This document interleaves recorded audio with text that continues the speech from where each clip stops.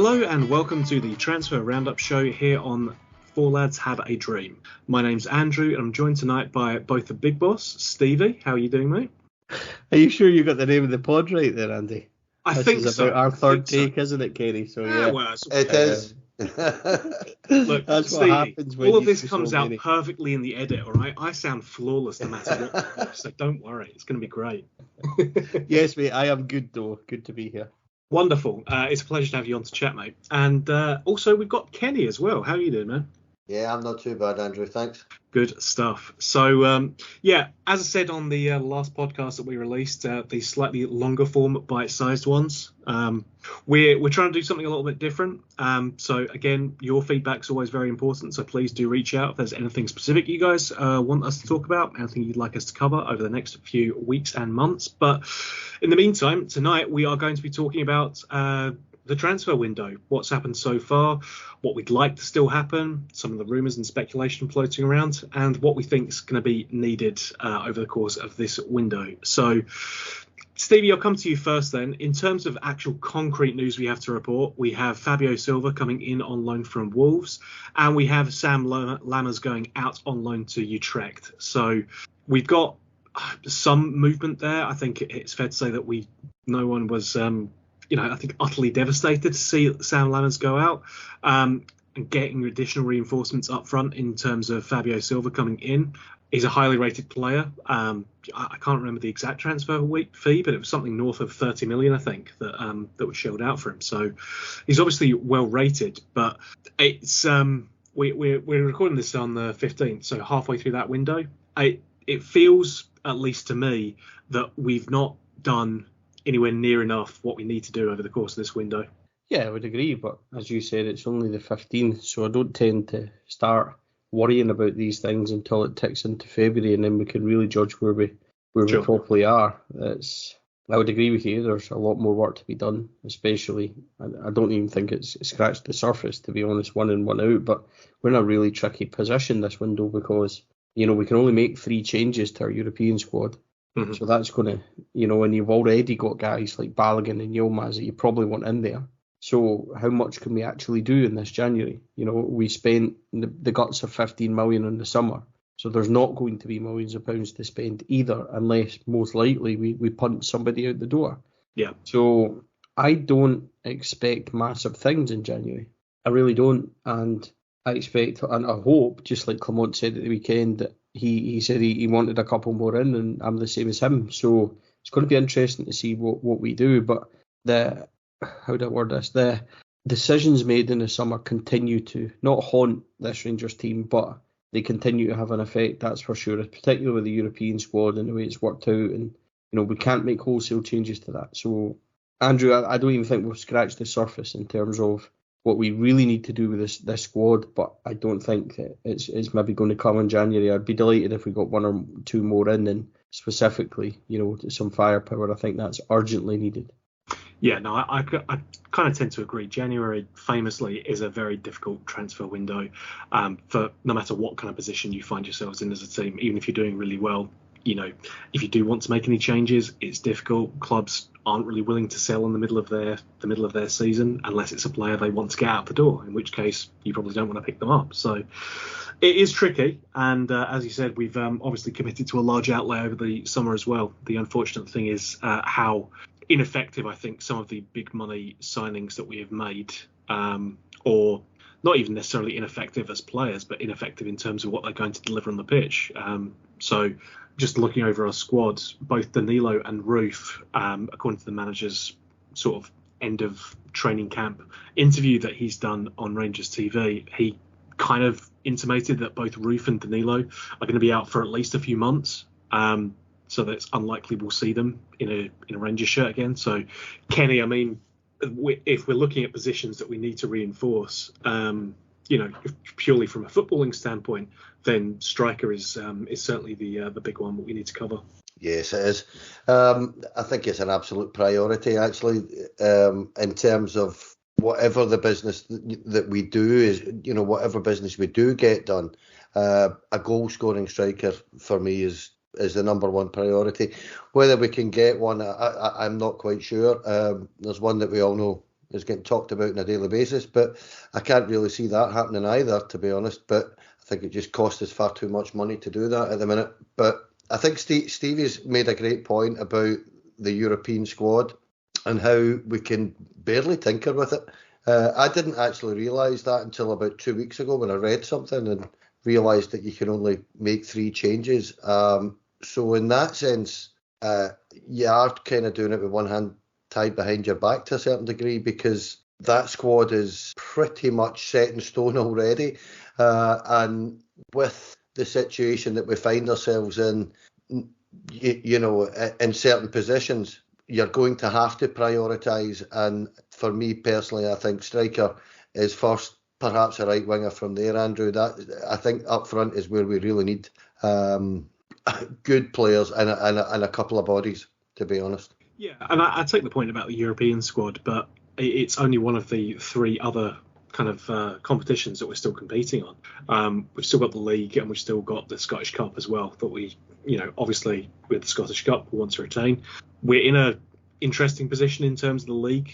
We are 8 points back, but we still have the 2 games in hand. So we're in a situation where both of those competitions still obviously very viable for us. We'll discuss it more on the pod later in the week, but we also have the eminently winnable tie against Dumbarton, and so from there we'll progress into the 5th round of the Cup. So, you know, we're in a position where we still have those 2 competitions to be going for as well.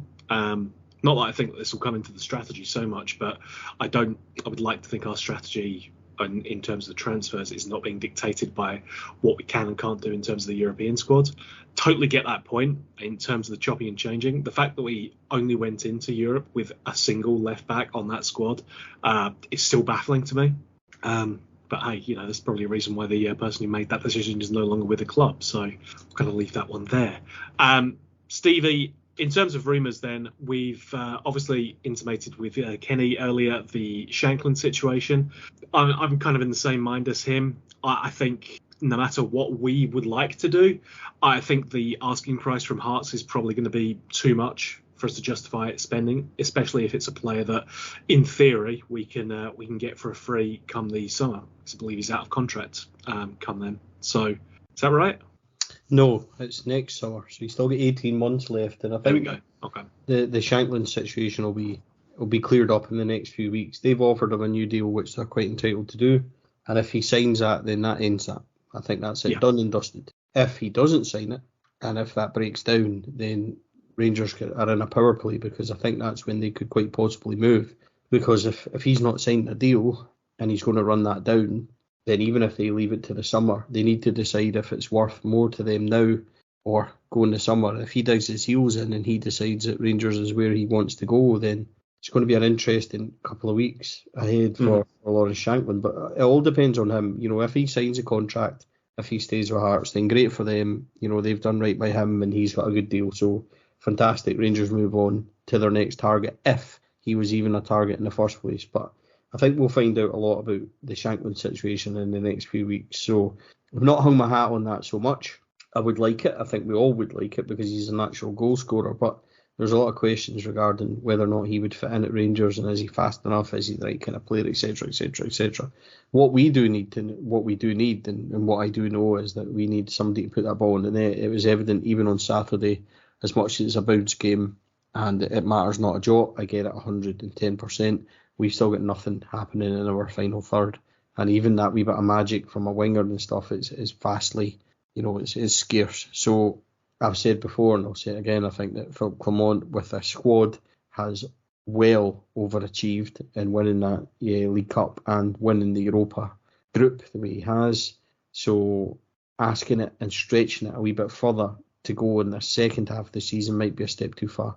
So we really need to help him out, and we need to find something in the next 15 days or so, because that is the massive area of concern for me. Completely agree. Kenny, I'll come to you with the other big bit of speculation that's been going on over the course of this window.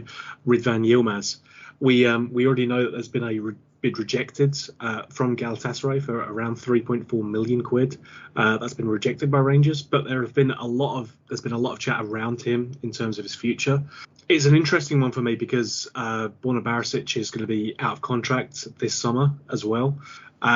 So with both of those things in mind, either potentially Yilmaz going out or Borna not signing a new deal and going out, we absolutely need reinforcements in that left back area. So you can see in terms of the thinking, Yilmaz is one of our sellable assets at this point. It's a kind of question of, do we need to sell him over this window and have to bed in a new player, potentially with the kind of upside downside of that? You might be getting a better player. You might be getting a player who struggles to settle. It's the unknowns, right? At least with Yilmaz, I think we know what we're getting. But Kenny, what's your kind of thoughts on just that left back area in general, I guess? Well, personally, I wouldn't be particularly impressed if we gave Borna Barisic a new two-year deal. I just think his time's kind of up. I like him as a player, actually. I like him a lot more than a lot of other people do. I just think his time's up at Rangers. Yilmaz is a sellable asset. We know that. I think, as far as I'm aware, he's quite keen to go and get first-team football himself.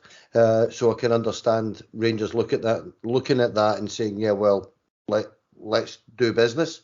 But I think Rangers are fortunate in the sense that they hold all the aces with this. I think it's got to be at Rangers' price. It's got to be it's something that works for us, that we can get a ready-made replacement, perhaps. And I do feel that any kind of loan to buy thing, I don't know what you guys think. I'm not particularly keen on that.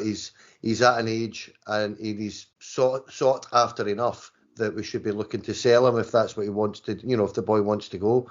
I'm actually a wee bit stumped about where we go if we do lose him. I have no idea about left backs that would be a viable option for us at the minute. But there was talk about the boy from Dundee, and apparently he might be off across the city, as far as I'm aware. I don't know, but I genuinely don't know if we need to sell. But I think if the boy wants to go, then we should and replace. To be honest with you, Andrew, I think it's an opportunity for us to tweak it a little bit with the squad if that does happen. Mm-hmm. There was also the chat around Just Doig as well, but I don't know if his own transfer situation is going to kind of rule that out. I think his kind of looks like he'll be going to an Italian team rather than coming back to Scotland. So again, as a potential option that looks less likely now where we sit halfway through the window. So. Yeah, I in terms of what's needed then, I've looked at this in terms of our priority. As I said earlier, I think the main priority for us is a striker.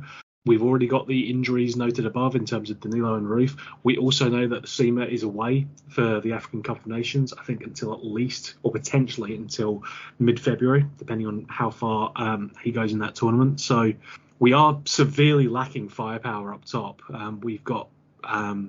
obviously, the new Fabio Silva, as well as Cyril Dessers, who I think, if I was being very generous, has been inconsistent up top for us. So for me, Stevie, I think that's our priority. But I do take your points from earlier about the kind of likelihood or non-likelihood of making major moves this window. It's got to be our priority. It has to be. I think every one of us listening to this or watching Rangers would say at the moment we need firepower. So I think that's definitely the number one priority, or somebody that can, do that, something a wee bit special. But you get a player like that, it'll cost a lot of money. So there's a lot of variables to where this window is going to lead. Going back to something Kenny said about Ridvan Yilmaz being a sellable asset, he absolutely is. Would we, or are we, hanging about for a £4 million cash bid that might allow us then to move? Do we have maybe a loan player in mind? The boy Jarisic has been mentioned at left back. The boy Small potentially coming in on a Bosman at left back also seems to make sense. I'm with Kenny. I wouldn't offer Barisic a contract. I wouldn't offer anyone a contract that's running out, to be honest, at this moment in time. John Lundstrom and Leon Balogun perhaps have a chance, depending on how the rest of the season goes. But at this moment in time, they're free to negotiate elsewhere, and if that means they sign something, then they sign something. But I'm not in this position at the moment where we need to rush anything with regards to contracts running out. But, this window will define what happens for the rest of the season. I understand that there may be a wee bit of anxiety, maybe a wee bit of perhaps worry about what we're going to do. But I truly don't think you can judge the window until it shuts, and then we can look round and say, right, the board have either done what they could or we haven't. And I do think there's variables to how this is going to pan out. If nobody leaves for money, I can't see how we can go out and spend millions of pounds on people coming in. That's me just trying to look at it realistically. If somebody does go out for 3, 4, 5 million, maybe you're looking at Yilmaz, then I would expect and hope that we would go and spend some of that money. I think the Shankland situation will clear itself up in the next couple of weeks either way. And, it wouldn't be Rangers without a saga or two in a transfer market, or a transfer window. So there's plenty of time for this window to twist and turn, Andrew. But, on the park, we start back again Saturday with Dumbarton, got Copenhagen tomorrow. And we just need to keep going. It's going to be difficult with, Sima away. He does add a lot. It's up to others to try and step up. I'm like everybody else. I think we're short. So it's just a matter of seeing where this window goes. But I'm comfortable at the moment, and I'll see before I react or underreact, overreact to whatever people might judge it by. But it'll not be me. For me, it will not be made until February comes. I think that's a fair point. I guess in terms of talking about some of those other players who are going to be out of contract, then both Ryan Jack and John Lundstrom in central midfield are going to be out of contract in the summer. Ben Davis has kind of not been around in our centre back area, and Leon Balogun's going to be out of contract there as well. So these are maybe not necessarily moves that we need to make this window, Kenny, but they're certainly something to be bearing in mind for the upcoming kind of summer window going forward. Yeah, there's a number of players that I would like to see move on that have just sat in the periphery really since they've got here. Rabbi Matondo's another one that I look at and think, he's just not kicked on in any way. Ben Davis is another prime example of that. Came in the same time and just hasn't really delivered as a Rangers player, to be honest. Look, I just feel that I don't know what you two guys think, but see the constant rumour mill in January, I find it really tedious. I'm kind of zoning out to a certain degree. Kenny, what do you think this podcast is about? This is what we're doing, man. Don't let them look behind the curtain, all right? We're trying to do a podcast here, man. I don't mean it like that, Andrew. What I mean is that the absolute rubbish that you hear or you're seeing in the newspaper. I don't read newspapers, but that you see the headlines and things, and you just think this is just a nonsense. I tend to agree with Stevie. I don't think there'll be huge amounts done. I don't think there ever is in January with any club really. You'll get 2 or 3 in and 2 or 3 out. I think a lot of what we are going to do will depend on, strangely enough, guys like Ben Davis, who might well garner a little bit of interest from the Championship. There'll be teams down there looking for a centre half. They might well want to take him. And if you could do business with somebody like that, it frees our squad a little bit more, So Ben Davis is just a guy I'm not convinced with at all. And I'm not sure Stevie's convinced with him either. I know you're not. I think it's fair to say that no one's really been convinced by Ben Davis so far. But again, that's what I mean. I think it's what can you do in January? That is what I'm trying to say. Yeah. I think that the market is such that it's very, very difficult to do business, Andrew. It really is. Yeah, no doubt. It's a struggle. But I think as we said, we don't think this market's this window is done by any stretch of the imagination. As Stevie has said, hopefully the Shankland situation clears up one way or another. And I think it's clear that we need those reinforcements up top. It remains to be seen who it is that comes in. But, we've seen how this squad has behaved and how it's performed, both in terms of, its abilities and what it can do on the pitch. A little bit more to help us get over the line. We're still in a title race. Ultimately, we're still in the hunt for the Scottish Cup. We potentially could go further in Europe as well. So we still have all these things to play for. So here's hoping we can do a little bit more business in January and really kick ourselves on from there. Unless Fabio Silva goes off like a rocket and starts pumping in a goal a game, in which case we're all good. We don't need to worry at all. So yeah. Gents, it's been a pleasure talking to you, particularly yourself, Stevie. It's the first time we've had a chat on Four Lads, so thank you for bringing myself and Kenny in on this. It's been a great bit of pleasure and joy to do it with you. So thank you, mate.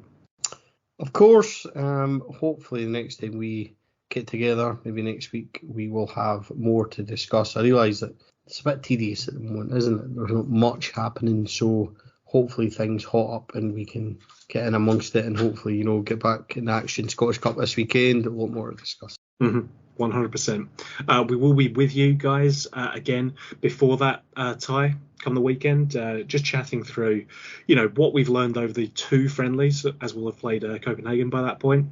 And I'm sure, Kenny, you're going to have a whale of a time dissecting, in intricate detail, our game against the team from Berlin. So it'll be a pleasure to talk to you then, mate. But thank you for tonight. Not at all. Thanks, Andrew. Enjoyed that again. Lovely stuff. Stay tuned after the end credits music to hear Four Lads' lovely list of sponsors. I believe I'm including the reading by myself this time, Stevie. So anyone familiar with your dulcet tones is going to miss out on that, unfortunately. But we thank everyone for listening. We encourage you to keep tuning in. We encourage you to feedback as well. We are still relatively new at doing these kind of longer format things for Four Lads, so we are keen to make sure that you guys are enjoying them, and if there is anything that you guys want us to be covering or want us to be doing, then please let us know, and we'll see what we can do. Until then, it's been a pleasure talking to you. Bye for now.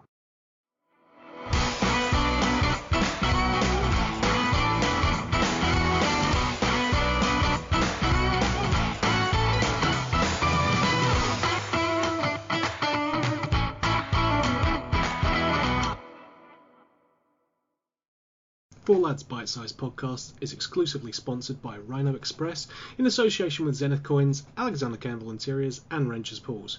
Please don't forget to drop us a like and a follow if you enjoy all our content, and if you're listening on a podcast channel, please subscribe as it really helps the podcast grow. We hope you enjoyed the show. Bye for now.